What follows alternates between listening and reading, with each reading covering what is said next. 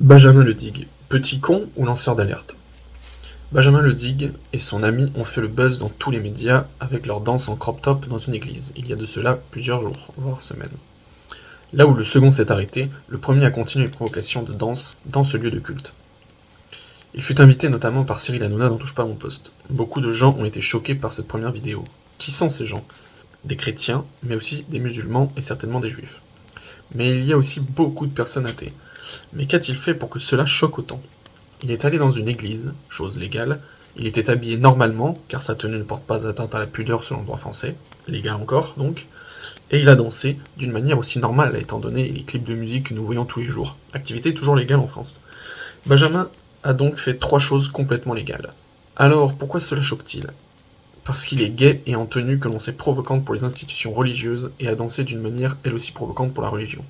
Je comprends donc que cela choque les religieux qui sont en très grande partie homophobes, dans le sens le plus large, c'est-à-dire que l'homosexualité pour eux n'est pas normale, et se sont sentis souillés et humiliés que l'on danse ainsi, et dans un tel accoutrement, dans leur lieu de culte. Je comprends totalement, et je serais favorable à ce qu'on légifère sur le sujet. Le blasphème devrait être reconnu à l'intérieur des établissements religieux. Un système d'amende pourrait être mis en place selon la gravité du délit. De plus, que les religieux l'insultent sur les réseaux sociaux m'indiffère, et c'est même normal. C'est le seul moyen de réponse qu'ils peuvent avoir à l'humiliation que Benjamin leur a faite. Provoquer quelqu'un en face et s'en prendre une est normal selon moi. Cet homme a provoqué des millions de personnes, et il est normal qu'il se fasse insulter en retour. On ne provoque pas sans impunité. À cette échelle, il est cependant impossible de riposter par un acte physique étant donné le nombre de personnes humiliées. Ce que je ne comprends absolument pas, c'est que des athées aient été choqués et surtout cet acharnement qu'il a subi sur le plateau de Touche pas à mon poste. Il était venu pour s'expliquer, mais le tribunal populaire moyenâgeux qu'est TPMP l'a sommé de s'excuser, chose qu'il a faite à moitié. Il récidiva, C8 le réinvita, et ce une fois de plus encore. Bref, ce jeune homme s'était bien foutu de la gueule de TPMP et je l'en félicite. Il est aberrant et consternant que des individus le jugent comme fautif, coupable, et lui demandent de s'excuser pour un acte qui est complètement légal et anodin dans un pays laïque. Une chroniqueuse pourtant chrétienne avait eu l'intelligence de dire que c'était un petit con qui cherchait le buzz et qu'elle s'en fichait. J'aurais compris qu'elle fût choquée, et j'aurais aimé que ce discours soit le même chez les athées.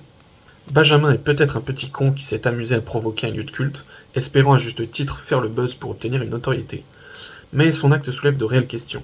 Il s'agissait de 2 homosexuels et nous connaissons l'histoire tendre qui réside entre l'homosexualité et les religions abrahamiques. Mais hélas, de l'aveu de Benjamin lui-même, il ne s'agissait même pas de la question de l'homosexualité.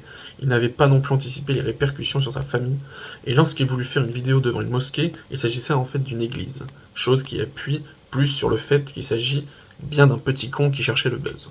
Je pense donc que c'est un petit con qui est devenu lanceur d'alerte malgré lui. En effet, ces actes ont montré que la France est redevenue un pays religieux du Moyen-Âge. Cette affaire aurait simplement dû choquer une partie seulement des religieux, point. Ce buzz, une danse dans une église, a prouvé qu'un nombre important de personnes considèrent le blasphème illégal, ou qu'il devrait du moins être puni. Il est loin le temps des attentats de Charlie Hebdo.